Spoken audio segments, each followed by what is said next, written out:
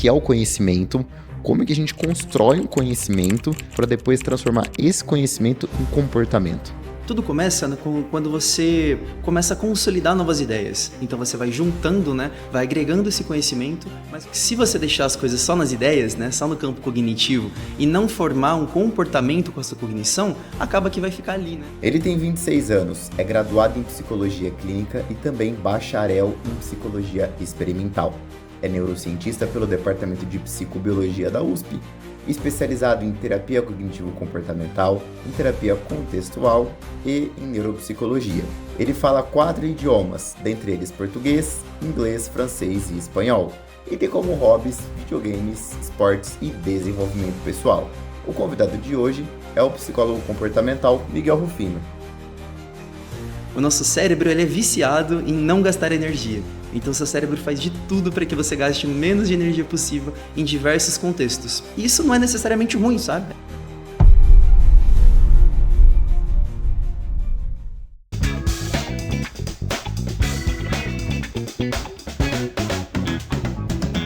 Fala pessoal, antes da gente começar o episódio, eu quero dar um recadinho rápido dos nossos patrocinadores. A Gaspar Barbearia é uma barbearia premium aqui de Ribeirão Preto. O seu diferencial está no seu atendimento. E além disso, você tem 2 descontos exclusivos na Gaspar Barbearia. O primeiro é 20% de desconto no primeiro corte. E o outro benefício é no Clube Gaspar. O Clube Gaspar é um clube de assinatura onde você tem a oportunidade de pagar um valor fixo por mês e você faz o cabelo e barba quantas vezes você quiser. Por 1 vez por semana, 2 vezes, 3 vezes, 4 vezes, enfim. O maior número de vezes que você quiser. Você pode estar indo na Gaspar Barbearia com o Clube Gaspar e você tem 50% de desconto na segunda mensalidade. Para você adquirir esse desconto, é só você acessar o nosso link na bio do Instagram, entrar num chat e fazer a sua reserva. Também tem um recadinho da Latans Cosméticos. A Latans Cosméticos ela tem a linha Barber e também a linha feminina no site latans.com.br. Você faz todas as compras no site, enche o seu carrinho e na hora de finalizar a compra você tem um desconto exclusivo com o cupom LIFEPODCAST10. Lembrando que a Latans Cosméticos oferece tanto a linha masculina quanto a linha feminina, shampoo, condicionador de barba, fortalecedor de unha, toda a linha completa para você mulher e para você homem estarem adquirindo no site. Só finalizar o carrinho com o cupom LIFEPODCAST10. Também temos o Instituto Harmony. O Instituto Harmony é um instituto que conta com 2 profissionais incríveis, que é a Thaís Pazeto, que é biomédica, esteta, e ela tem um foco em harmonização facial e corporal. Vocês têm 10% de desconto no preenchimento labial. O Neto Mosca, ele é educador físico e nutricionista. Vocês têm 10% de desconto na consulta com o Neto Mosca. E também temos o combo dos 2, que é um combo de emagrecimento. Ele consiste em 5 sessões com a doutora Thaís e numa consulta mais um retorno com o Neto Mosca. Vocês têm 5% de desconto nesse combo. Então, 5% de desconto no combo, 10% de desconto no preenchimento labial e 10% de desconto no plano com o Neto Mosca. Bom, o recado tá dado, agora vamos para o nosso episódio.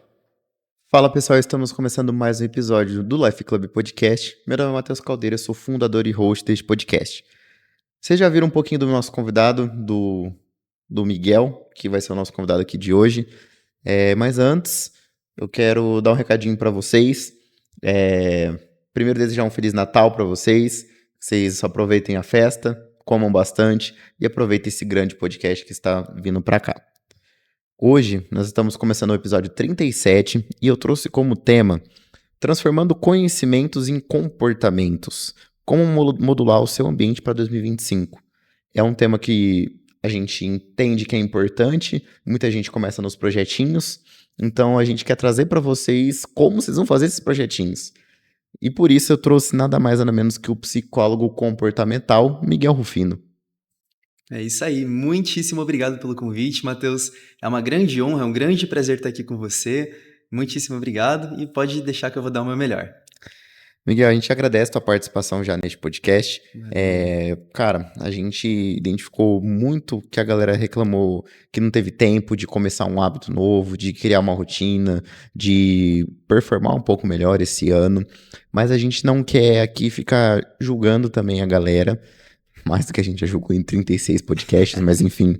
Agora a gente quer ajudar. Nosso propósito é tirar a galera. A gente tá com uma gama tão grande de informações que a gente não sabe por onde que a gente começa.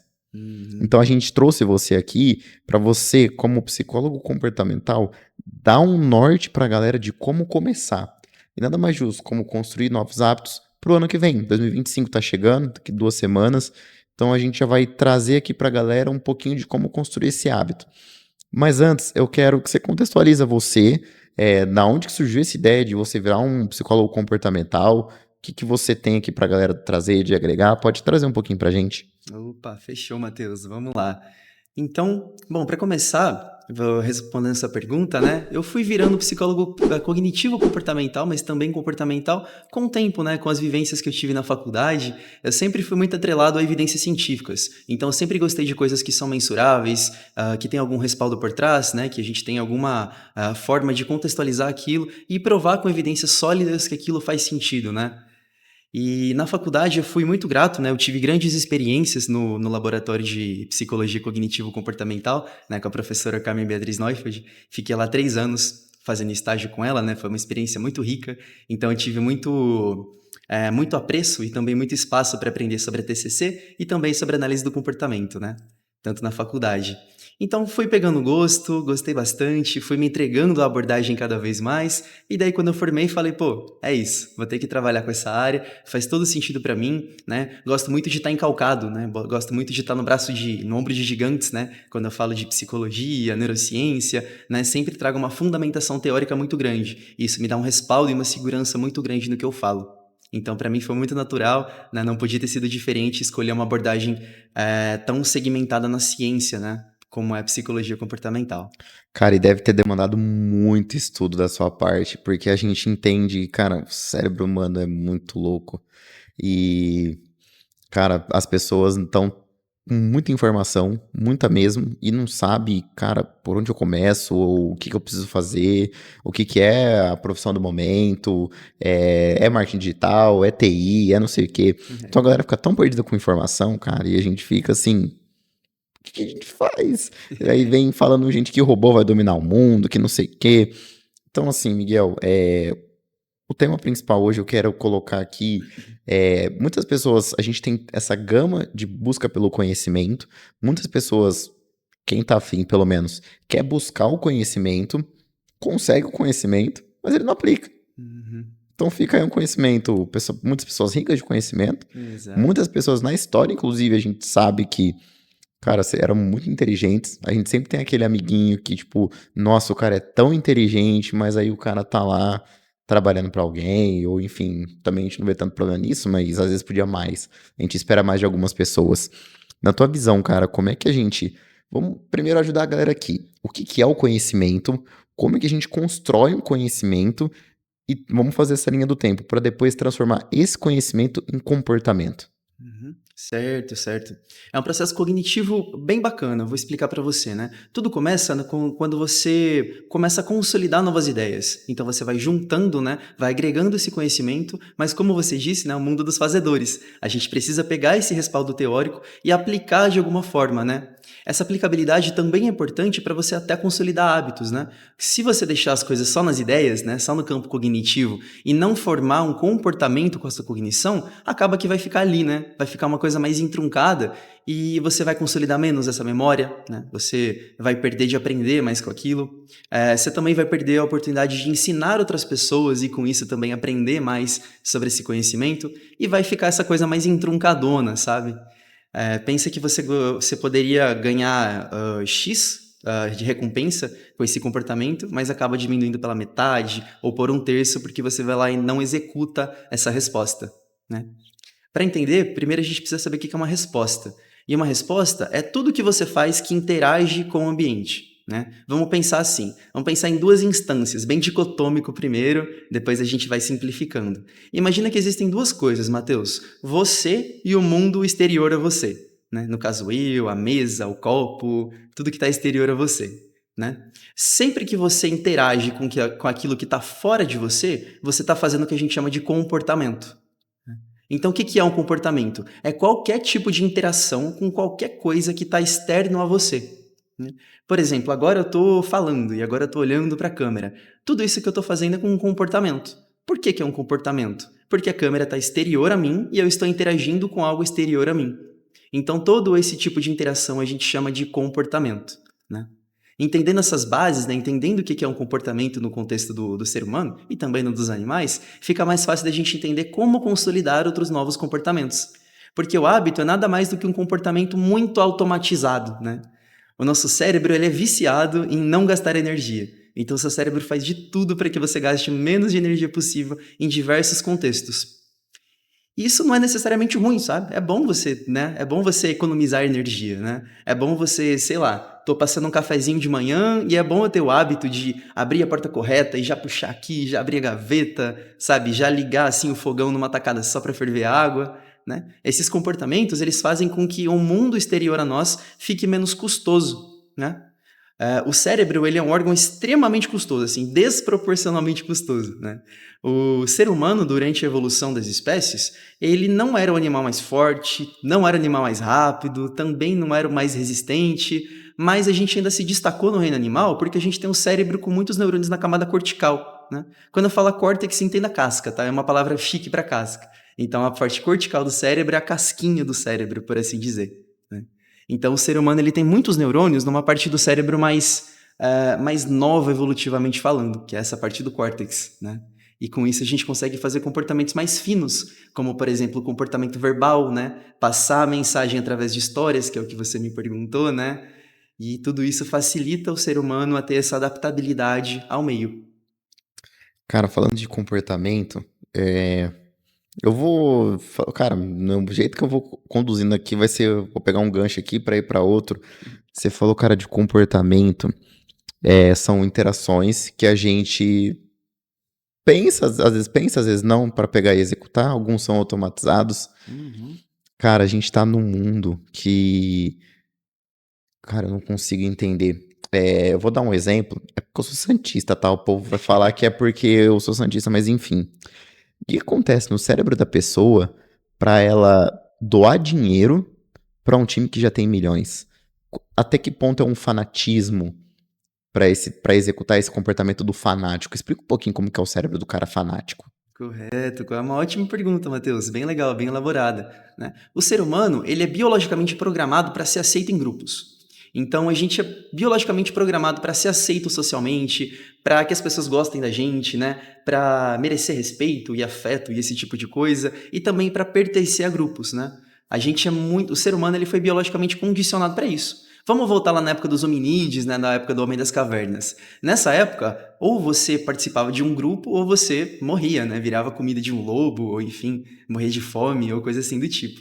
Então, o nosso cérebro, durante toda a evolução das espécies, né, até depois da época dos hominídeos, foi muito condicionado a querer fazer parte de um grupo, né? Mesmo isso requerindo você gastar dinheiro com algum investimento ou alguma doação, ou mesmo você até mesmo perdendo parte da sua personalidade para fazer parte de um grupo, né? Quem nunca viu, por exemplo, uma pessoa que gosta de coisa X, mas o grupo que ela quer se inserir não gosta? Então a pessoa acaba engolindo um pouquinho da sua individualidade em prol da coletividade, né? Em prol de participar ativamente de um grupo. Isso é muito comum, muito mais comum do que parece. Nesse contexto de doações, de esportes coletivos, né, como é o caso do futebol, me vem muito à cabeça quando você fala isso para mim, né? Eu imagino que é um comportamento muito reforçado, né? Quase que intrinsecamente reforçado por você fazer parte desse grupo, né? Por você estar mostrando que você está ativamente trabalhando, né? Dando o seu melhor, né? Fazendo o que está no seu alcance e no seu controle para a perpetuação desse grupo, né?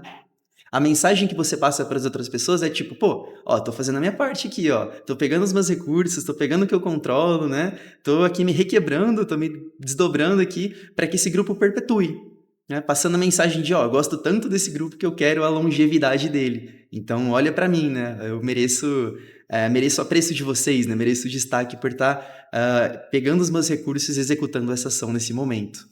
Cara, pra fazer parte de um grupo, pessoal não fala só nesse da torcida, mas vejo muitas pessoas querendo realmente também fazer parte de alguma coisa, é o que você falou. Às vezes, até tiro até os meus valores só para pertencer em algum grupo.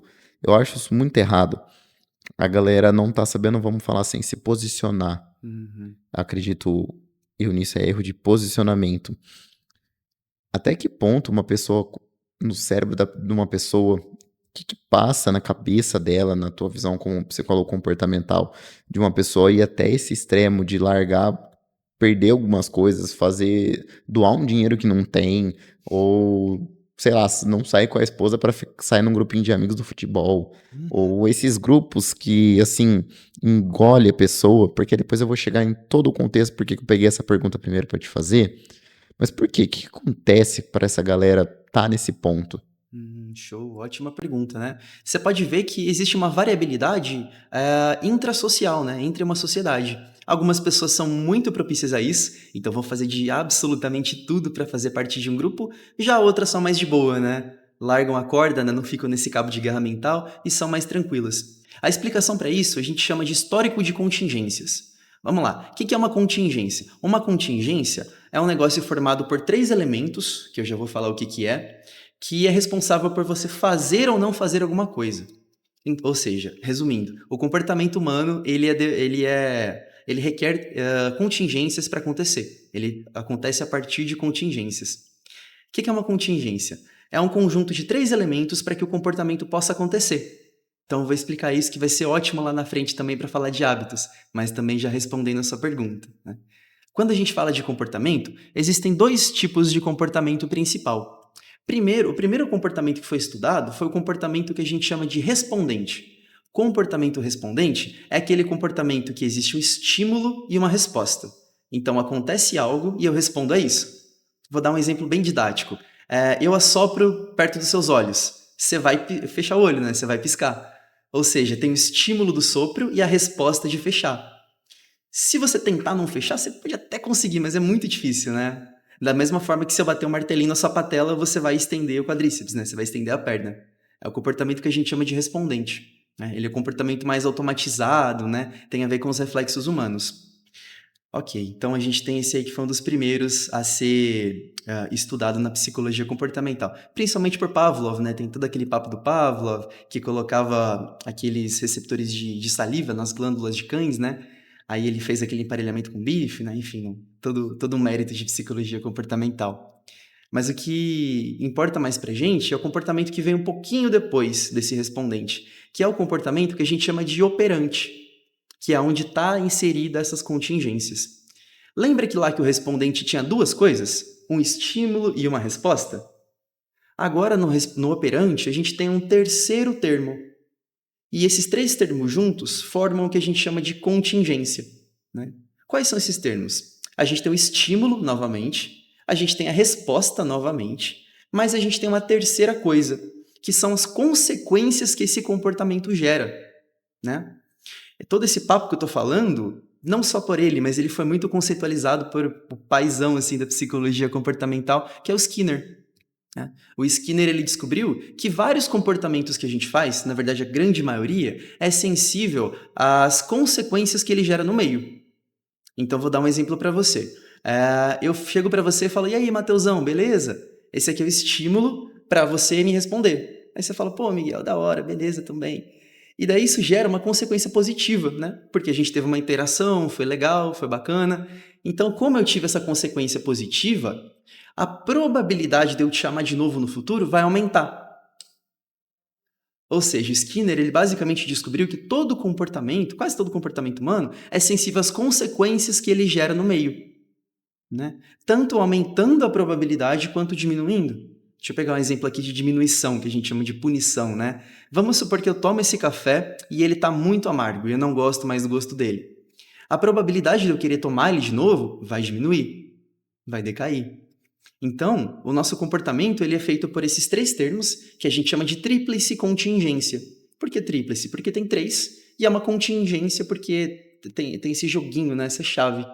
Então, essa tríplice contingência mostra que toda resposta começa com estímulo, né? Com uma sinetinha tocando, com barulho, com alguém chamando o seu nome, com algum estímulo visual, onde você responde, né? Faz algo e essa coisa, esse algo que você faz, vai gerar consequências, sejam elas boas ou ruins. Se a gente pensar agora em. Entendi muito, gostei muito da tua resposta. Fiquei pensando aqui. Cara, você. Vamos pensar assim: a galera que não conseguiu formar hábitos durante esse ano, ou fazer uma atividade nova, ou deixou de fazer alguma coisa. Cara, o que que rolou dentro do cérebro dessa pessoa, seguindo essa tríplice que você falou, que não deu certo? E o que que ela pode fazer de diferente para 2025 ela conseguir executar? Perfeito, ótima pergunta também. Né? Quando a gente fala de criação de hábitos, existem várias variáveis que eu poderia citar, mas eu vou citar a principal zona, assim, para ser bem dedo na ferida, para ser bem direto ao ponto, que é um conceito que chama custo de emissão de resposta. Né? A gente criou essa palavrona, né, esse termozão na psicologia comportamental. Mas é bem simples de entender. Basicamente, o custo de emissão de resposta é o quão custoso é você fazer algo, entendeu? Então, quanto mais custoso, maior o custo de emissão de resposta. Né? Eu já escutei muitas pessoas, até mesmo pacientes na minha clínica, né, que chegam lá com algumas crenças e pensamentos de que existe um determinado prazo para que você consolide um comportamento, né? Eu não sei porquê, deve ser alguma coisa, algum livro, sei lá, alguma coisa da internet, mas muita gente acha que para consolidar um hábito demora 21 dias.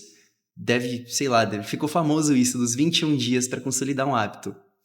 Na verdade, isso é um mito, né? Na verdade, não faz o menor sentido a gente acreditar nisso. O que mais vai definir a criação ou a não criação de um hábito é o quão custoso ele está sendo para você. Vou dar um exemplo para você. Pegar um hábito fácil de criar. Sei lá, comer chocolate, quando você gosta muito de coisa doce, assim. Criar o hábito de comer chocolate é muito fácil. Por que você acha que é fácil, Matheus? Porque ele me dá um prazer imediato. Boa, também, né? Além do prazer imediato, o custo para fazer aquilo é muito baixo. Né? Tipo, eu vou no mercado, que eu já iria mesmo de qualquer jeito, compro a barra lá, geralmente é barato, se você pegar um chocolate baratinho, e é mais fácil ainda executar o comportamento de comer chocolate, né? Então, o custo de emissão de resposta é muito baixinho. É tipo pegar o chocolate, abrir, botar na boca e mastigar. Então, quando um hábito ele é fácil de executar, a probabilidade de você consolidar esse hábito é maior. Quanto menor o custo de resposta, mais fácil consolida, e vice-versa. Deixa eu pegar aqui um hábito difícil de consolidar. Sei lá, o hábito de tomar banho gelado. Né? Muita gente fala de banho de gelo, esse tipo de Nossa, coisa. Eu acho esse eu já tentei, não dá, cara. eu Esse acho aqui não dá. doideira total. Eu também não sirvo pra isso. Eu odeio banho gelado. Nossa. Dá não. Mas vamos supor que você quer muito consolidar o hábito de tomar banho gelado. Por que é tão difícil? Porque o custo de emissão de resposta é elevado, né? É uma coisa aversiva. É difícil de fazer, é custoso, é penoso. Né? É tipo você pensar também o hábito de acordar cedo. Né? É difícil acordar cedo, existe um custo para emitir essa resposta alto. E quanto maior o custo para emitir essa resposta, quanto maior é esse custo, menor a probabilidade de você querer fazer essa resposta. Né? Então, pegando o ganchinho, né, respondendo a sua pergunta, se você quer consolidar um bom hábito, você tem que facilitar ele o máximo possível. Quanto mais fácil for a consolidação, quanto mais fácil for o processo de você fazer esse hábito, melhor.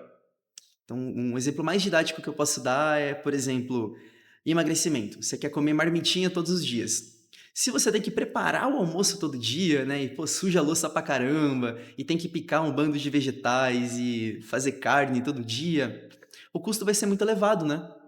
Então a probabilidade de você querer comer comida, né, almoção todo dia, vai diminuir. Né? Por que a marmita funciona tanto nesse contexto? Porque você diminui invariavelmente o custo de emissão de resposta para fazer aquele comportamento. Né?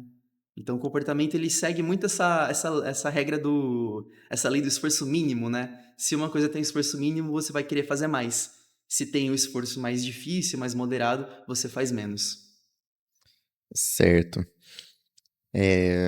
Miguel, falando agora, quero colocar, a gente já começou dando uma palhinha, que a gente colocou lá atrás, por isso que eu contextualizar um pouquinho porque eu fiz essa a primeira pergunta foi a do fanatismo, que você falou que foi de fazer parte de um grupo, e que o nosso cérebro, ele Ele não gasta tanta energia. A gente não quer que ele gaste tanta energia. Ele é preguiçoso. Bastante. É por isso que a gente tem dificuldade de consolidar um hábito, construir um hábito, e às vezes a gente se deixa levar pelo outro porque é mais fácil. Pode ser, exato. Cai naquilo que eu falei do custo, né? Se todo mundo ao seu redor tá fazendo, o custo é menor, né? Vamos supor que eu quero parar de fumar, mas daí todos os meus amigos fumam. Isso diminui o custo, né? Porque vai ter um cigarro do meu lado, né? Vai ter um barzinho que eu vou no meu amigo, ele vai estar 2 metros fumando ali de mim, né? Eu vou escutar papo sobre cigarro, né? E conversa sobre cigarro e cheiro de cigarro o tempo todo. Então isso diminui o custo para eu fumar, né? Então, consequentemente, eu vou fumar mais. Mas voltando no âmbito da consolidação do hábito, sabendo dessa tríplice contingência, né? Estímulo, resposta e consequência, o que a gente tem que fazer? Se a gente quer consolidar um hábito, a gente precisa facilitar esses 3 termos, certo? Não só a resposta, mas como os 3 termos. Por exemplo, vamos supor que fala aí um hábito que todo mundo gosta muito, Matheus. Cara, que todo mundo Canta gosta a bola muito. pra mim, dá um exemplo. Putz, cara, me ajuda aí, Lucas. Um hábito que todo mundo gosta. Todo mundo, assim, gostaria de consolidar, tem vontade. Pode Comer. ser uma alimentação mais saudável, Boa, né? Pode comer. O ser pessoal quer comer bem, vai. comer bem, justo, né? Lembrando aqui da tríplice contingência, você precisa facilitar os 3 termos, né? A gente tem que facilitar a resposta, o estímulo, a resposta e também as consequências. Vou dar um exemplo de cada um. Vamos começar no estímulo.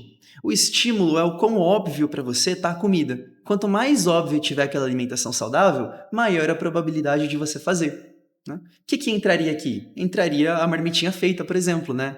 Se você tem a marmitinha pronta, marmitinha feita, você vai ver o estímulo da comida saudável na sua frente, isso vai diminuir o custo de emissão de resposta para que você faça. Então ajuda demais. Aqui na resposta, a gente tem que facilitar a resposta. Né? A gente tem que fazer com que esse comportamento de comer saudável seja mais fácil.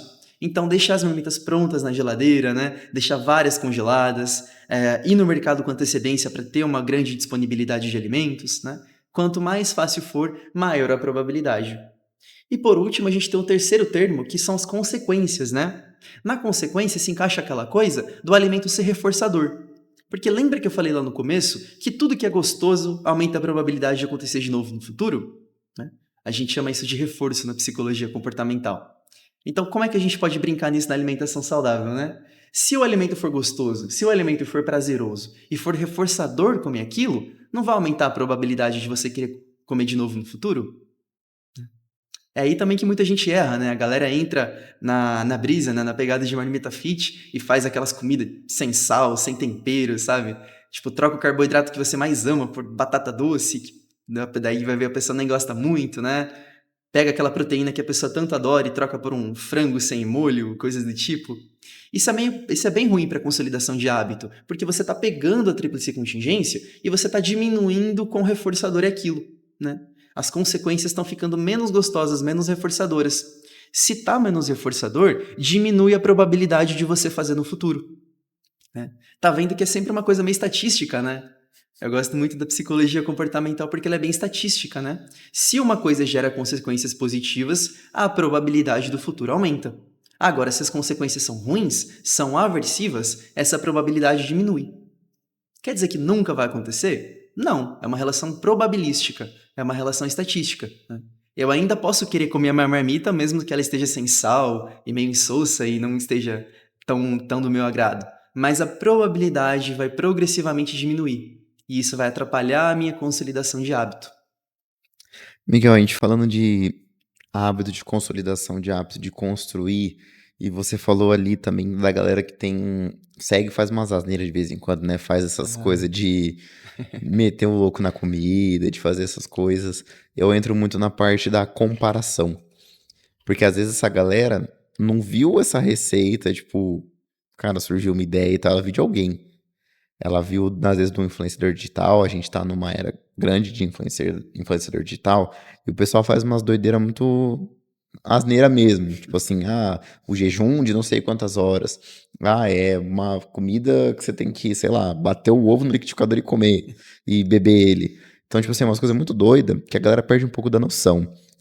O que acontece no cérebro da pessoa para ela executar o comportamento de uma pessoa que está vamos lá, no digital, influenciando ela de alguma forma, o que que passa na cabeça dela e como ela evitar isso? Porque às vezes você pode falar assim, se comparar com um outro e fazer igual. Ah, eu gosto muito, vamos falar, da Virgínia, do Pablo Marçal. Aí eu vou lá e replico muitos comportamentos que eles fazem, achando que eu vou ter alguma coisa em troca. Uhum. Ou ganhar o que ele ganha, o que eles ganham, enfim, alguma coisa assim. Explica um pouquinho pra galera como é que funciona isso, por que que a gente faz isso e como que a gente pode evitar também, né, pra não fazer essas asneiras meio doida. Perfeito, perfeito. Muitas pessoas generalizam achando que o que a contingência da outra pessoa, se dá certo pra ela, vai dar certo pra mim. Então, vou desenhar aqui, né? Vou fazer com os dedos. A pessoa fala, poxa, a Virgínia tá fazendo a resposta de comer tal coisa. Então, se eu fazer, eu vou ter a mesma consequência, né? Eu vou ter a mesma consequência do corpo dela, da saúde dela e, sei lá, do dinheiro dela, porque ela é bem-sucedida e faz isso, né? Então, a gente acaba copiando a contingência da outra pessoa, achando que vai ter os mesmos resultados. Só que nisso a gente deixa de lado inúmeras variáveis, né? Que a gente não está contabilizando, né? Lembre que o pensamento nosso ele é meio preguiçoso, né? Ele sempre quer tomar um atalho para facilitar o seu entendimento de mundo, né? A gente chama isso na psicologia cognitiva comportamental de distorção cognitiva, né? As distorções cognitivas são erros na forma de pensar que você tem, né?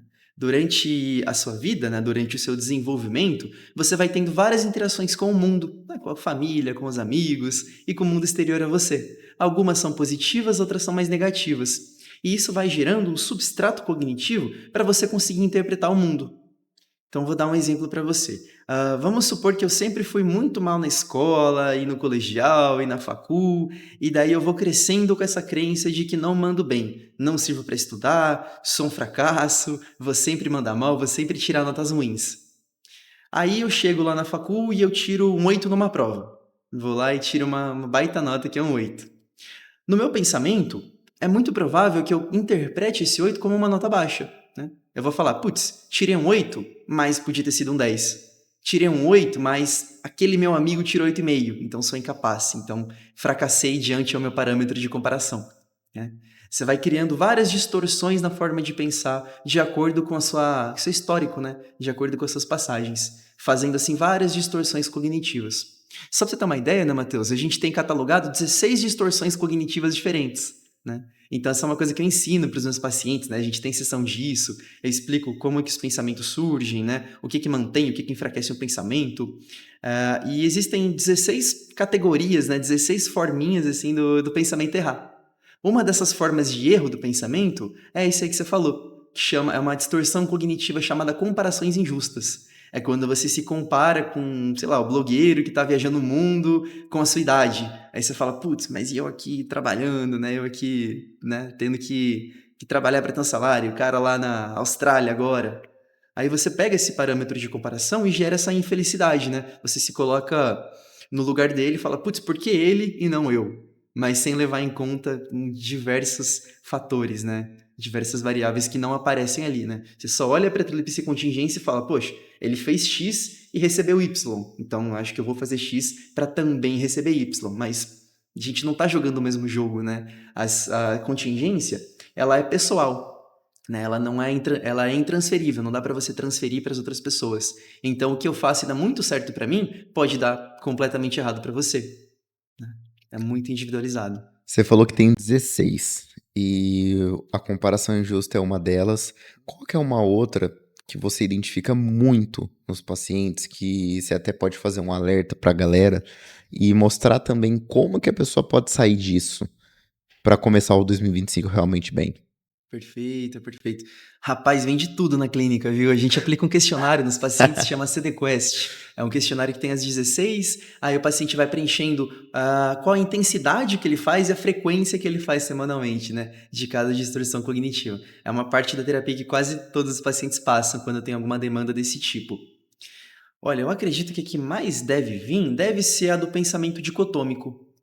Pensamento dicotômico é aquela do pensamento 8 ou 80, sabe? Você acha que as coisas ou são ou não são, né? É 8 ou 80, é preto ou branco. Sendo que, na verdade, não. Geralmente as coisas funcionam mais no sentido de um espectro, né? Que vai de preto até branco, né? Que vai de 0 até 1 milhão. E a galera acha que não, né? A galera acha que é ou é 8 ou 80. Isso vem bastante na clínica, né? De diversas formas, tá? No trabalho, dá um exemplo no trabalho. Se o meu chefe não me deu bom dia, logo ele me odeia. No relacionamento também, né? Tipo, nossa, cheguei em casa e a minha esposa tava de cara feia, então ela não me ama mais. Né? Umas coisas bem catastróficas assim, mas vem bastante na clínica. Em vários momentos, né? Tipo, a gente tá perto do Natal agora, então rola muito com a família também, né? Do tipo, poxa, parente meu não chegou e não me cumprimentou, né? Ou cumprimentou a minha mãe com muito calor, né? Com muito carinho, e pra mim ele só estendeu a mão. Então ele não gosta de mim. E ele adora a minha mãe, mas não gosta de mim, né? Então as pessoas tendem a ver essas coisas nessa forma de ou é ou não é, sabe? De forma bem dicotômica. Acho que é uma distorção cognitiva que vem pra caramba. Vem muito na clínica. Você falou disso aí de é ou não é. Esse não é, às vezes o ainda não, eu acredito muito que seja talvez um sonho, alguma coisa relacionada com isso. Cara, por que que a gente sonha? E assim, tem muita gente que sonha, mas não executa, que aí às vezes nem tem até o conhecimento que a gente tá querendo transformar aqui. Sonha com alguma coisa, mas não faz. Por que que isso rola? E como é que a gente pode sair desse sonhar para conseguir conquistar? Que a gente não pode falar, tipo assim, ou você tem ou você não tem. A gente tem que conquistar de algum jeito. Então, sair isso do sonho e ir realmente para a conquista. Como é que a gente pode executar comportamentos que vai levar a gente no objetivo que a gente quer? Perfeito, perfeito. Você precisa de duas coisas: motivação e disponibilidade ambiental. Vamos começar pela disponibilidade ambiental, que é mais simples de explicar. Disponibilidade ambiental é aquilo que você quer fazer estar disponível para que você consiga interagir. Por exemplo, quero agora tocar violão, mas eu não consigo, não tenho violão aqui. O que eu posso fazer é, por exemplo, tomar água, tomar café, aí eu consigo. Então, para você fazer um comportamento, né, executar uma ação, você precisa ter disponibilidade ambiental para que isso ocorra.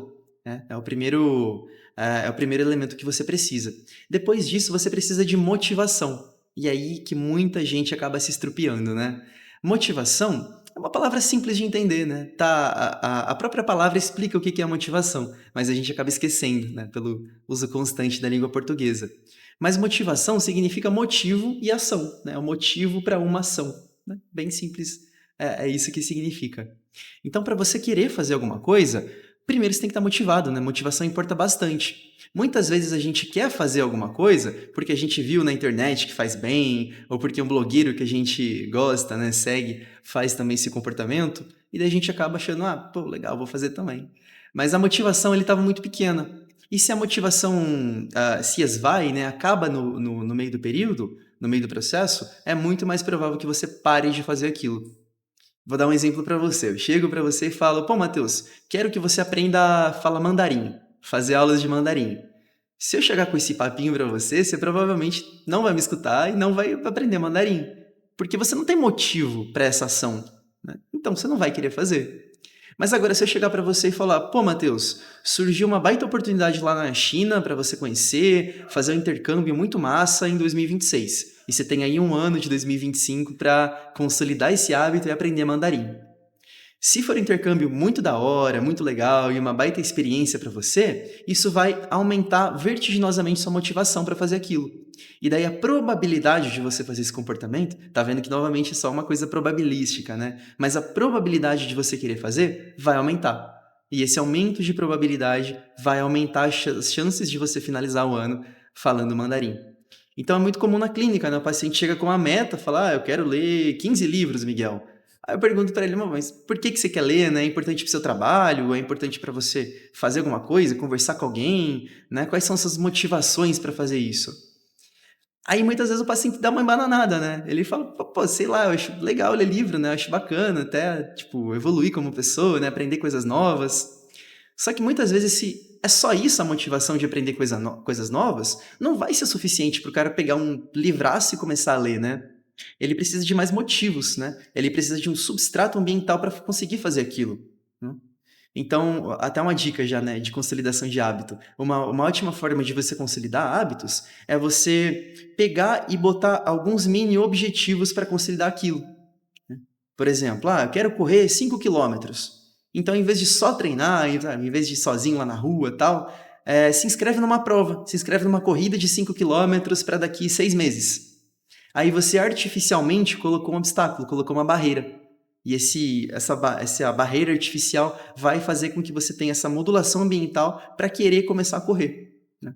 Você colocou ali um objetivo, e com esse objetivo em mente, agora sim você tem motivação para querer fazer aquilo.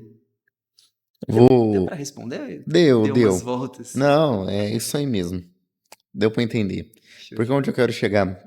Você falou da modulação ambiental Uhum. e eu quero que você ajude a galera ao seguinte.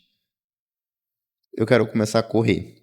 Ah, Eu vou ir pra essa prova, botei uma meta que eu quero correr os 5 km e fazer essa prova de 5 km.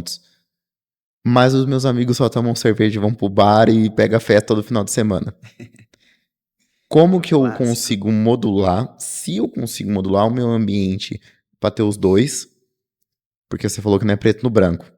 Eu tô Uhum. tentando entender porque eu sou preto no branco, tá, gente? Eu sou preto no branco também.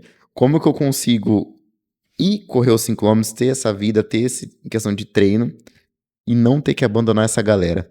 Ou realmente, tipo assim, até que ponto? Faz esse paralelo. O ponto que você acha que o ponto real que precisa tirar essa galera de mim e o ponto que eu consigo manter eles aqui ainda dentro de mim. Claro, claro, uma ótima pergunta. Acho que muita gente vive na pele isso aí, né? A verdade é que as duas coisas são concorrentes, né? São duas contingências que a gente está falando. Primeira contingência de sair beber, né? Estímulo, meus amigos chamam, resposta ir beber e a consequência é uma recompensa, né? Me sinto bem, socializo, tal. E isso gera ali algum prazer. Então a gente tem essa contingência do bar nesse lado. Aí, do outro lado, a gente tem outra contingência que é da corrida, né? Que é o estímulo de estar inscrito na prova, a resposta é ir correr na rua, né? Ir treinar na rua e correr a prova depois. E a recompensa é o prazer das endorfinas, né? Tal, a conquista de ter corrido, né? Dá para você manter, mas a longo prazo é meio insustentável, sabe? Porque é uma coisa meio que oposta da outra. Então você vai ter um cabo de guerra na tua vida puxando para o lado esquerdo e puxando para o lado direito de novo.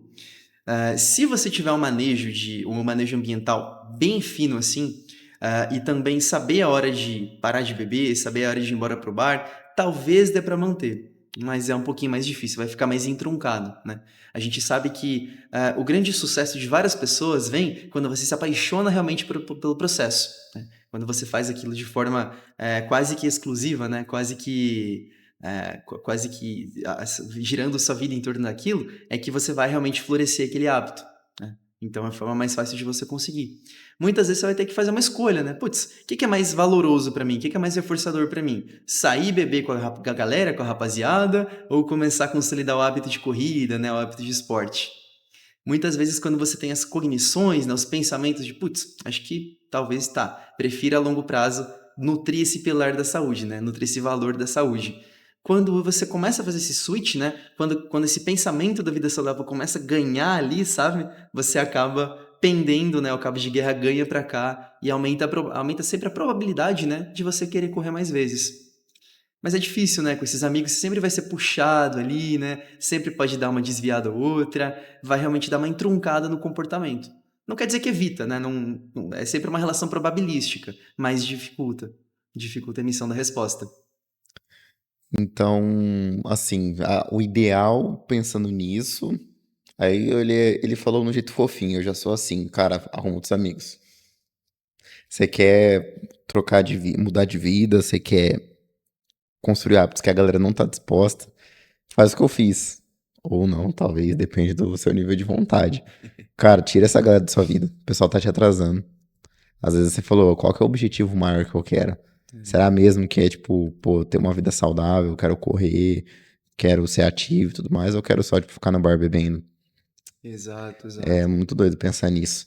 Cara, e a galera que, assim, a gente tem o grupo da galera que esse ano fez o seguinte: a galera que conseguiu, que traçou as metas, conseguiu bater as metas Uhum, e tá num caminho bacana, plantou muita coisa e já colheu algumas coisas. Tem a galera que tá construindo. uhum, O que que essa galera é ideal fazer pra não desistir do que não foi conquistado ainda? hum, Que aí eu acho que entra muito a gente fazer essa analogia do conhecimento em comportamento. Porque tem muita gente que plantou muito, só que colheu pouco ou não colheu nada. E às vezes aquele recompensar o processo, como é que eu consigo recompensar ele? sendo que ele não chegou no final ainda. Pra não desistir, pra não desanimar, pra perder até às vezes um motivo pra ação, né? Perder o teu motivo maior. Como que a gente não perde isso? Pra galera que não conseguiu conquistar isso em 2025 pra ela conquistar. Ótima pergunta, né? Muita gente peca tentando fazer as coisas na base da força de vontade. Tem até um livro que eu gosto bastante, é um livro bem simples de ler. Ele tem um título bem direto, né? O título dele é A Força de Vontade Não Funciona. Preciso dar uma pesquisada. Mas basicamente o livro fala sobre isso. E o livro explica de várias formas que você tentar fazer algo na força de vontade não é sustentável a médio e longo prazo. Aí você vira pra mim e fala, tá, Miguel, mas o que que é então? Né? Se força de vontade não é a gasolina ali que eu preciso, qual que é a gasolina então? A melhor resposta para isso é modulação ambiental. Tá? Sempre que você modula o seu ambiente para conseguir fazer aquilo, fica muito mais fácil. Eu sempre uso para os meus pacientes a seguinte metáfora. Imagina que você é um boneco de fantoche, daqueles lá, não é fantoche, né? Aquele que fica o cara com umas cordinhas assim puxando, ventríloco, né? Putz, eu não sou das antigas, eu não sei. É tipo aqueles bonequinhos, né, que você fica puxando Aham. uns fios para ele mexer, né? Eu sempre falo para os meus pacientes que você é esse bonequinho. E daí o cara que controla você, que está puxando os fios para controlar os seus comportamentos, é o seu ambiente. O ambiente controla muito mais a gente do que a gente pensa. Né? O ambiente é muito mais soberano sobre os nossos comportamentos do que nós mesmos.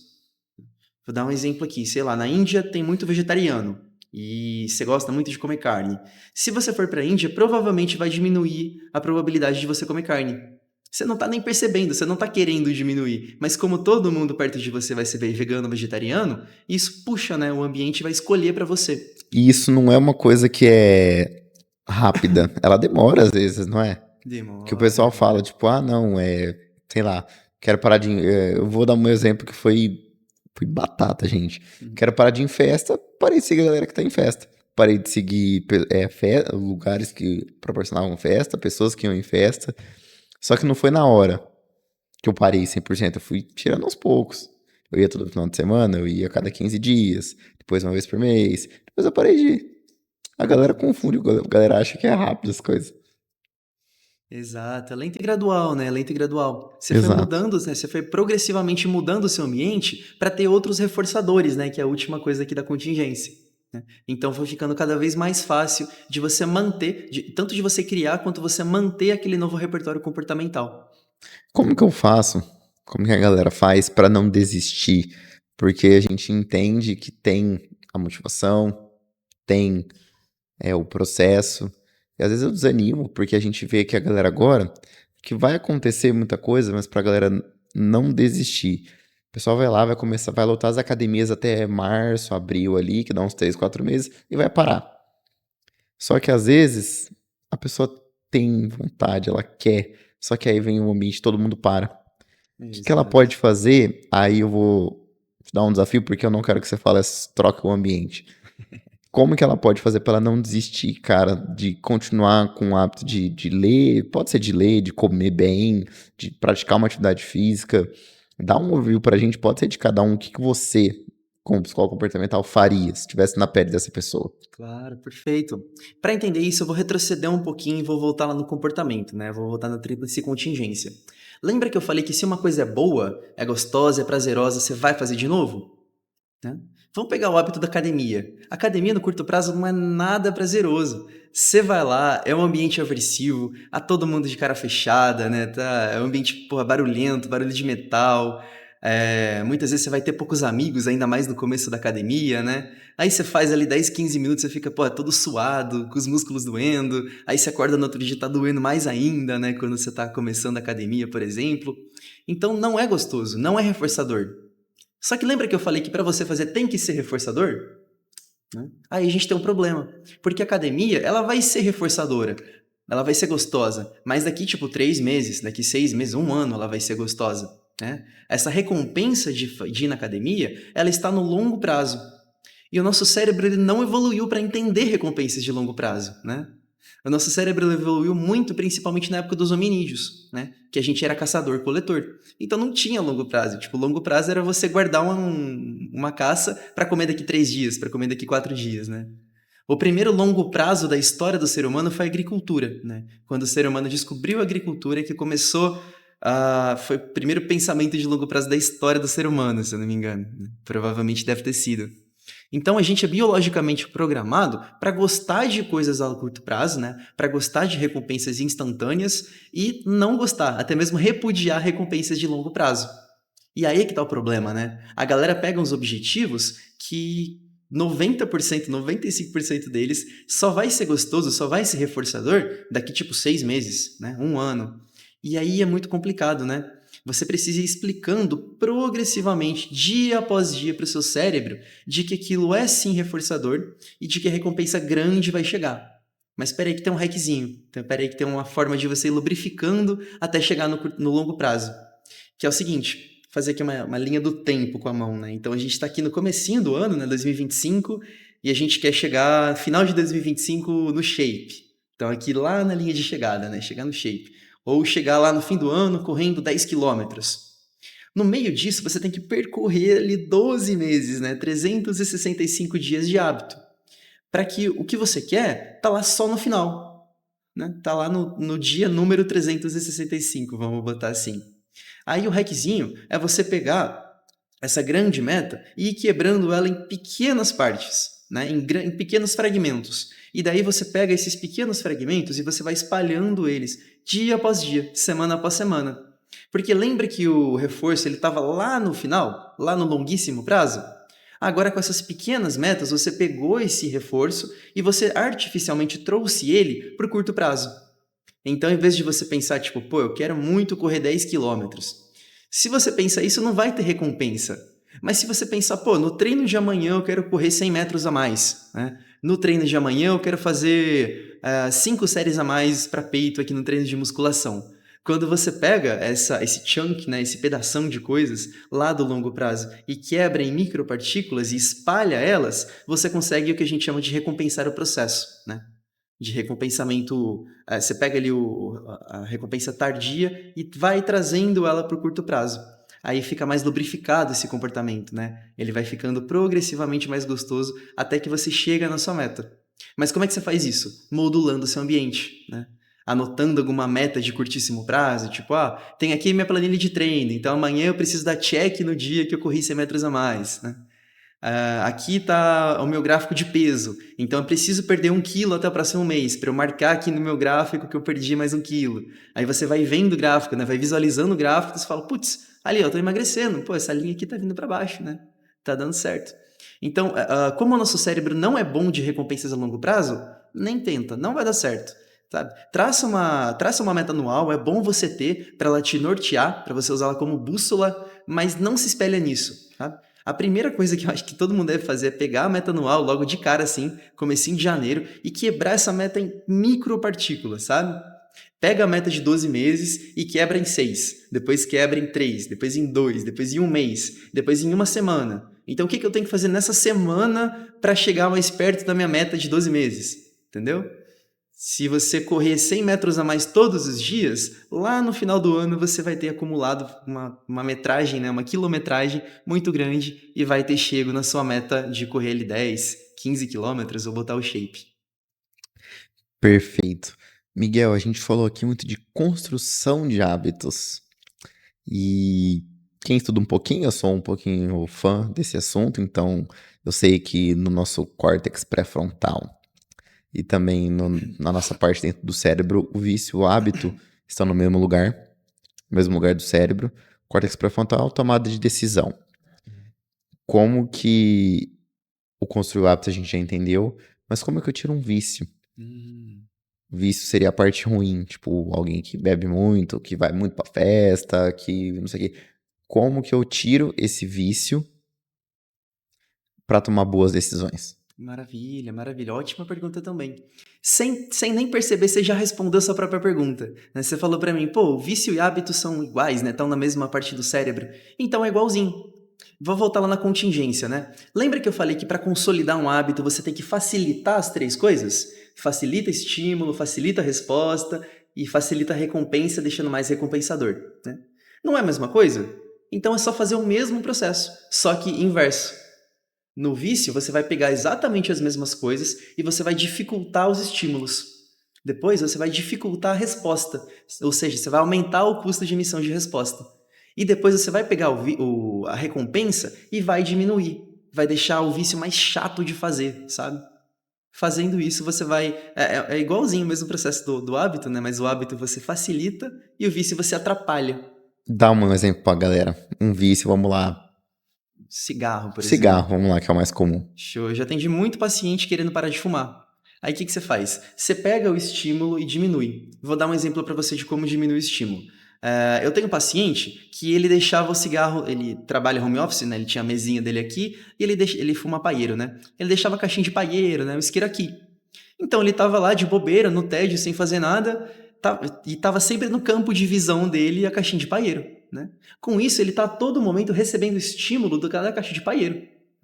A probabilidade dele fumar vai aumentar vertiginosamente, né? Às vezes ele nem quer fumar, mas ele está recebendo tanto estímulo daquilo que ele vai acabar executando o hábito de fumar. Porque o hábito é isso, né? É um comportamento muito automatizado. Então o cara vai acordar assim, vai estar com o cigarro na boca, né? Vai ficar consciente do momento presente e vai estar com o cigarrão lá, né? Então o que a gente tem que fazer no vício? Se no hábito a gente facilita o estímulo, no vício a gente dificulta o estímulo. Então, primeira coisa que eu falei para ele, né? Por exemplo, pare de comprar caixinha, né? Começa a comprar paia solto, se você tiver essa disponibilidade. Então, em todo momento, você tem que ir lá na padaria comprar um cigarro solto. Ou tem que ir lá no mercado e comprar uma caixinha. Mas daí você pega a caixinha e deixa na mão de um amigo, deixa na mão de um familiar. Daí você tem que pedir para ele, entendeu? Você vai colocando micro obstáculos. É como se fosse uma corrida, né? Imagina que você está numa pista de atletismo. Se é um hábito bom que você quer consolidar, você tira obstáculos da corrida para você correr sem obstáculos. Agora, se é um vício que você quer tirar, você introduz obstáculos. Quanto mais obstáculos você introduzir, melhor. Outras dicas que eu dei para ele também, né? Falei, joga fora seu isqueiro ou doa para algum amigo fumante. Aí sempre que você quiser fumar, você tem que se obrigar a ir lá na cozinha acender na boca do fogão, né? Não quer dizer que o cara vai parar de fumar só por fazer isso, mas a gente vai colocando micro obstáculos, né? Falei para ele também, ó, se você quiser fumar tabaco bolado, bota seda lá no armário da cozinha e bota a piteira na gaveta do quarto da sua mãe e espalha assim, né, espalha todo o kit. Aí você ainda pode fumar? Ainda pode normalmente, mas você tem que ir capturando, né? Tem que ir juntando as pecinhas para formar ali o tabaco bolado. Exatamente. E não é igual a galera acha que é o que a gente tava falando antes, que a galera acha que é tipo, é agora, imediato, algumas coisas. Leva um tempo, é o que você falou. Você não vai parar de fumar agora. Lá na frente você vai conseguir diminuir muito, praticamente parar. Miguel, cara, se você fosse. Vamos falar um pouquinho aqui de leitura. Que é um hábito assim que eu encontro muito dos meus mentorados, eu dou muito na minha mentoria de produtividade. O pessoal fala assim, cara, eu não consigo estabelecer na minha rotina leitura. O que você recomendaria até de livro para a galera começar? Pode dar umas recomendações de livros e como que se forma um hábito de leitura no nosso cérebro? Opa, Que é uma perfeito. coisa bem custosa, acho que para todo mundo, até quem é muito entusiasta de leitura também. Exato, exato. É um hábito mais custoso, né? Porque a gente recebe muita dopamina de celular, né? De vídeo no YouTube, de televisão, né? Desse tipo de coisa. Já a leitura é muito mais entroncado, né? Uma coisa mais lenta, né? Libera menos dopamina de fato, né? É uma liberação menos tônica, mais fásica, né? Mais lenta e contínua. Então é um hábito de fato mais difícil de consolidar. Mas a grande dica que eu dou é novamente a modulação ambiental. Né? Mesma coisa, você vai facilitar o estímulo, vai facilitar a resposta e também vai deixar mais recompensador. Vamos começar aqui no estímulo. Eu sempre falo para os meus pacientes deixarem o livro que eles estão lendo em cima do travesseiro. Então, eu gosto muito de ler com caneta, né? Eu vou anotando, eu vou passando a caneta assim no papel para não me perder. Então, eu falo, bota o livro em cima do travesseiro que você dorme e deixa a canetinha ali. Então, antes de você interagir com a sua cama para dormir, você vai ter que interagir com o livro. Seja para colocar ele de lado ou seja mesmo para ler. Então, pensa, você já vai estar com o livro na mão, já vai estar com a canetinha na mão para colocar de lado. Nisso, você já diminui bastante o custo de emissão de resposta. Acaba que você abre o livro e fala, acho que eu vou ler umas 2 páginas, vai? Acho que eu vou pegar umas 3 páginas ali para ler. Então o estímulo a gente facilitou bastante. A resposta também, né? Mesma coisa. Ficou mais fácil executar a resposta de ler o livro. Ele já está na mão, ele já está visível, ele já está ali pertinho de você. E também a gente vai no último termo da contingência, que é a consequência, né? Que é o prazer. Logo após você fazer um hábito difícil, tenta emparelhar ele com alguma coisa mais prazerosa. Então, sei lá, vamos supor que o paciente gosta muito de tomar chazinho para dormir. Então, eu sempre falo para ele, né? Ó, executa essa resposta de leitura, né? Lê o seu livro e logo após, imediatamente após, vai tomar o seu chazinho. Após N repetições, o seu cérebro vai emparelhar essas duas informações. Então ele vai entender, putz, vou ler porque depois eu vou ter a recompensa, vou ter o reforço do meu chazinho. Então o hábito vai ficando mais gostoso de ser feito. E a probabilidade de você querer fazer no futuro aumenta também. Com o cigarro, né? Voltando no cigarro, mesma coisa, mesmo tópico. Você vai pegar a resposta do cigarro e vai dificultar. Por exemplo, uma dica, né? Muitas pessoas têm essa coisa de começar a fumar um cigarro e ter que ir até o fim. É meio que uma autorregra mental, né? Tipo, pô, tô com cigarro aqui e não vou apagar agora porque vou fumar até o fim, né? Já que eu tô fumando, eu vou fumar ele inteiro. Aí eu sempre dou a dica para os meus pacientes de cortar o cigarro no meio. Seja um palheiro, seja um tabaco bolado, seja mesmo um cigarro normal assim. Você pega o cigarro e você corta no meio. Você divide em dois. Vai dar uma sensação psicológica, uma impressão mental de que você está fumando 2 cigarros. Ou até mesmo de que você está... de que você tá fazendo aquele hábito inteiro, sabe? Porque você divide em dois, mas acontece que, na verdade, você está fumando metade do que fumaria. Uhum. Então, é uma forma de modular a resposta. Também você pode deixar o cigarro menos prazeroso. Para esse mesmo paciente, eu dei uma dica muito, muito doida, que eu falei para ele, ó, compra o tabaco que você não curte muito. Ele gosta de fumar tabaco bolado, então aí tem vários tipos, né? Aí eu falei, pô, você quer mesmo parar de fumar? Então começa a comprar tabaco ruim. Você vai ver que não vai ficar gostoso de fazer esse comportamento, né? Bebida alcoólica é a mesma coisa, né? Tipo, o cara quer parar de beber cerveja. Pô, então, se ele quer mesmo, e se ele comprar uma cerveja piorzinha, que ele não tem aquele mesmo prazer de tomar aquela cerveja? Provavelmente o hábito vai ficar menos recompensador e a probabilidade dele acontecer no futuro vai diminuir gradualmente. E fora que vai estar gastando dinheiro também, né? Pô, Também pega no bolso daí, pega né? no bolso, aí você começa a dar uma segurada, né? Exato. Miguel, cara, a gente entende que muitas pessoas desistem e a gente não quer que essa galera desista, a gente não quer que vocês desistam, a gente não quer que vocês tenham a vida. Vou falar o termo que a gente usa no coach, mas normal, a vida é de mediocridade. A gente quer que vocês cresçam, construam hábitos funcionais que ajudem vocês a melhorarem a rotina de vocês. Por isso que a gente traz psicólogo comportamental para a gente entender como é que funciona tudo isso. Uhum. Cara, se você fosse dar uma dica para as pessoas, assim, você já deu várias dicas aqui, mas você tá devendo a do livro, tá? Depois você me elenca 3 livros pra galera começar a ler pro ano que vem, que seria bacana. Pode deixar. Cara, uma dica, assim, essencial pra ir mandar bem no meu 2025. Correto, correto. Olha, acho que a dica que eu aplico na minha própria vida, que mais me ajudou a ter metas grandiosas, né, chegar em coisas realmente difíceis que eu almejo, é você pegar uma grande meta, que a gente falou a meta anual, né, e ir quebrando nesses micro pedacinhos, mas eu gosto sempre de colocar no Google Agenda. Eu sou um cara viciado em Google Agenda. Eu trabalho muito com nicho TDAH na clínica, né? Todos os meus pacientes com TDAH passam por um treinamento para usar o Google Agenda da forma mais otimizada possível, né? Semanalmente eu cobro eles para usar o Google Agenda da melhor forma possível. A gente revê ali, eles compartilham tela, eu dou dicas e tal. Daí, que é o que a dica, assim, para mim, é uma das mais importantes. Pega a sua meta anual e vai quebrando ela, assim, até chegar no semanal. Aí você coloca no Google Agenda o que você tem que fazer naquela semana para se aproximar da meta. Né? Por exemplo, eu quero ler 12 livros no ano. Então, quantas páginas que dá por semana? Dá 100 páginas por semana, 80 páginas por semana. Então, você coloca lá no domingo ou no sábado uma tarefinha escrito, né? Li 80 páginas na semana e depois você dá check. Ou se você quiser ir além, que eu prefiro, você pode colocar metas diárias. Então, todo dia eu vou colocar uma tarefa lá no meu Google Agenda para ler 15 páginas. Após eu ter lido essas 15 páginas, eu vou lá e dou check. Dá super certo. É muito bacana. Legal. 3 livros que você indica pra galera começar a ler pro ano que vem. 3 livros vocês conseguem, vai, gente. É um livro a cada 4 meses. Dá super, dá super. Olha, eu sempre recomendo muito Hábitos Atômicos. É um É, livro eu que vi, eu. eu vi partes dele aí, porque eu já li. É da hora, eu gosto muito. É um livro, um dos melhores que eu já li, assim, by far, assim, de vários livros que eu li. Ele é muito bacana. Ele é extremamente didático, extremamente fácil de ler, cheio de imagens, tá? Ele é realmente para pessoas leigas, assim, que chegaram agora e entenderem o que é um comportamento humano e como é que funciona. Outra coisa, outro elemento muito bacana dele também é que ele é o que eu chamo de livro de livros, porque você lê ele e ele te ajuda a ler outros livros. Então, tipo, você gasta o tempo dele, né? Você gasta a energia de ler ele primeiro, mas após ler eles, o leque de livros que você consegue ler no ano aumenta vertiginosamente. Né? Se você vai ler 3 livros no ano, após ler Hábitos Atômicos e consolidar o hábito de leitura, você vai de 3 para 5, 3 para 6, 3 para 7. Então começa lendo ele. Eu gosto muito dele, sou muito fã desse livro. Vale muito a pena.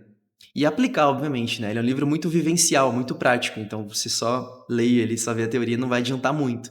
É bacana você entender, né? Compreender no que está no livro sobre hábitos e tudo mais, e ir aplicando, né? Lê ele bem devagarzinho, sabe? Lê 5 páginas por dia que seja, mas tenta usar de forma aplicável, né? Tenta usar toda a aplicabilidade que o livro te entrega. Qual mais? Hábitos atômicos, mais 2. Pra galera aí começar a colocar esse hábito aí. Já Olha, pegou a ponta do iceberg ali, tá, gente? Pra vocês que é o Hábitos Atômicos, que é um dos melhores livros que eu já li também, que ajudou muito. bora, bora. Na mesma linha, eu gosto muito de um livro sobre estoicismo, que é uma filosofia romana, né? Muito bacana sobre controlar o que está no seu controle, coisas do tipo. Tem um livro do estoicismo específico, para quem quer conhecer um pouco mais essa filosofia e tal, que chama Diário Estoico. Esse livro é configurado da seguinte maneira: cada página é um dia, então o livro tem perto de 365 páginas. E daí você pode, após ler os hábitos atômicos, né? O livro dos hábitos atômicos, você pode ir depois para esse livro. E depois você vai consolidando o hábito de ler uma página do dia, do livro por dia. É bem curtinho, assim, uma passagem estoica, né? Sobre filosofia, sobre resiliência mental, esse tipo de coisa. E depois abaixo, logo abaixo, tem uma explicação sobre aquele livro. Então ele é muito bacana. E é bacana também porque ele tem a passagem de vários livros mais complexos do estoicismo. Então, se você ainda não está muito confortável em ler um livro de filosofia, nesse Diário Estoico você vai ter a passagem mais complexa, por assim dizer, do livro, e logo abaixo uma explicação bem destrinchada, bem detalhada. Então é muito bacana também, e é um hábito super fácil, né? Ler uma página por dia ali não vai te custar mais do que 2, 3 minutos. É um Legal. livro que eu recomendo bastante para vários pacientes que chegam com alguma demanda que o estoicismo pode dar uma ajudada. Bacana. E o último, pra gente encerrar essa parte. O último. Rapaz, eu acho que eu vou ser meio maldoso aqui e eu vou recomendar um livro grande agora, mas é um livro muito Nossa, bacana. lá vem bomba. Esse aí vocês vão lendo bem devagarzinho, mas vale muito a pena.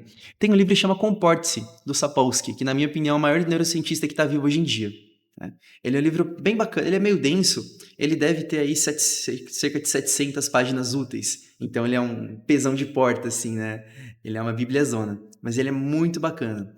Ele explica basicamente como o comportamento funciona do micro pro macro. Então ele começa explicando como que o comportamento acontece em cerca de fração de segundos. Então, sei lá, você assopra meu olho e eu pisco. Então é muito rápido assim o comportamento acontece. Aí, o que define o comportamento 1 segundo antes dele acontecer? E 1 minuto? E uma semana, né? E, eras glaciais lá do passado que já definem seu comportamento hoje em dia. Né? Ele vai abrindo o leque, assim, explicando por que a gente se comporta da forma como a gente se comporta. E muita gente olha esse livro e fala, nossa, 700 páginas, é um livro que fala de neurociência, né? Não vou ler, muito difícil. Mas pode ficar bem tranquilo que ele é muito bacana. O Sapolsky, ele é um gênio da literatura, na minha opinião. Ele é um escritor muito bom. Ele tem todo um humor sarcástico, assim, sabe? Ele é meio irônico, ele faz umas piadinhas no meio do livro. Então é uma leitura extremamente tragável. E é um livro que eu recomendo para todo mundo, para explicar por que a gente faz o que a gente faz. Vale muito a pena de ler também. Show.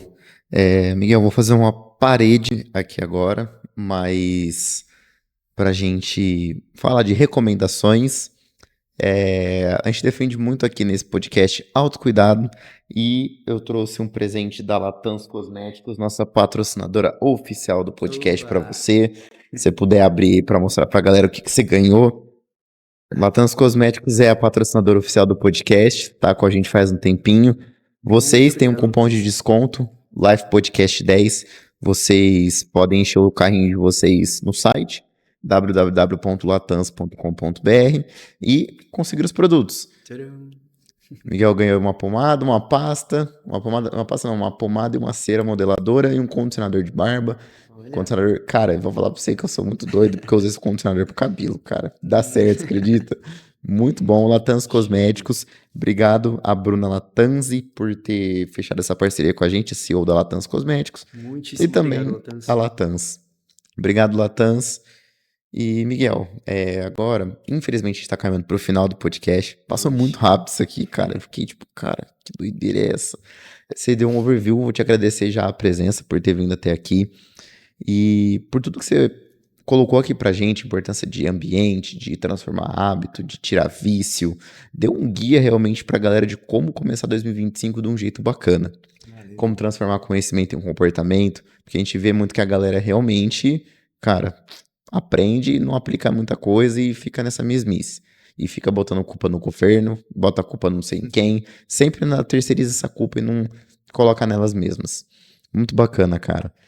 Como que a gente te acha? Chega mais perto de você? Redes sociais, como é que tá? Claro, claro.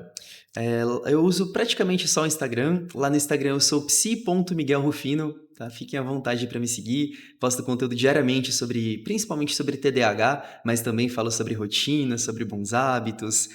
Compartilho um pouco mais da minha rotina com vocês, né? Falo bastante de psicologia, né? Sempre que eu leio um artigo ou coisa do tipo, eu sempre posto lá. Ainda mais quando é de TDAH, acabo postando bastante. Então fiquem super à vontade para me seguir, vai ser uma honra, vai ser um prazer ter vocês lá comigo. Muito bom o canal, olha, eu tô com o YouTube na cabeça. Muito bom o Instagram dele, tá, gente? Eu sigo, a gente se conheceu num grupo de WhatsApp do RD. Valeu, Wesley. Valeu. E a gente tá mais perto de você. Sigam ele, que é muito bom, os conteúdos. E, Miguel, pra gente encerrar, se você fosse mandar um áudio e deixasse uma mensagem pra todas as pessoas do mundo, o que você falaria? Rapaz, difícil, hein? Caramba, complicado. Acho que eu nunca tinha pensado nisso. Eu tô articulando na minha cabeça aqui umas respostas mais filosóficas, mas é complicado, né? Tem várias linguagens do mundo, né? Várias culturas. O que é verdade pra O que gente. sair do seu coração, o que sai do coração de Miguel Rufino. O que é verdade pra gente não pode não ser verdade pra outra pessoa, né? É bem complexo. Eu vou pegar o ganchinho e vou falar de hábitos, então, né? Que a gente foi o tema de hoje. Tem uma evidência científica muito bacana que mostra que quando você atrela uma emoção ao hábito, isso facilita a consolidação, né? Então, se você quer consolidar um hábito com mais facilidade, além de facilitar esses três termos da contingência, tenta atrelar uma emoção positiva a esse hábito. Né? Tem uma parte do córtex pré-frontal que chama córtex infralímbico, que fica um pouquinho mais embaixo do sistema límbico, que é o centro das emoções do cérebro, né? Como se fosse a central de controle do divertidamente, vamos botar assim, do nosso cérebro. E esse córtex infralímbico, ele está aqui no córtex pré-frontal, mas ele está intimamente conectado com o sistema límbico, que é a área das emoções. Então, quando você atrela um hábito a uma emoção, principalmente uma emoção positiva, você aumenta essa conectividade. Então, acho que o que eu falaria para o pessoal se você quer consolidar um hábito, tenta trazer emoções negativas juntos com esse hábito. Vai facilitar bastante o processo de consolidação. Senhoras e senhores, Miguel Rufino no nosso episódio 37 do Life Club Podcast, o nosso penúltimo episódio desse ano. Novamente desejo um Feliz Natal para você. Coma muito Chester, muito tender, muito piruzinho de Natal, tudo que vocês quiserem, gente. Menos uva passa, porque eu não gosto, mas quem gosta pode comer também, tá, gente? Obrigado pela participação, Miguel. Agradecemos também a Latans Cosméticos, ao Gaspar Barbearia, ao Instituto Harmonie, que conta com o Neto Mosca e com a Thaís Pazeto, nossos patrocinadores oficiais do Life Club Podcast. Vocês têm desconto em todos eles. Vocês ouviram lá na nossa introdução o que vocês têm. Se vocês não ouviram, vocês pularam aqueles 3 minutinhos, pode voltar lá que vocês vão pegar todo o que precisa para conseguir entender os seus benefícios. Vocês têm benefício também, porque não é só a gente. E obrigado por ter assistido esse vídeo aqui até o final. Peço que você se inscreva no canal, compartilhe para o maior número de pessoas possíveis para trazer todos os insights que o Miguel trouxe, que todos os outros 36 convidados trouxeram pra gente, e você começa 2025 da melhor maneira possível. Não esquece de dar 5 estrelas se você está ouvindo a gente pelo Spotify e de comentar aqui o que você achou. Muito obrigado e até o próximo vídeo. Valeu!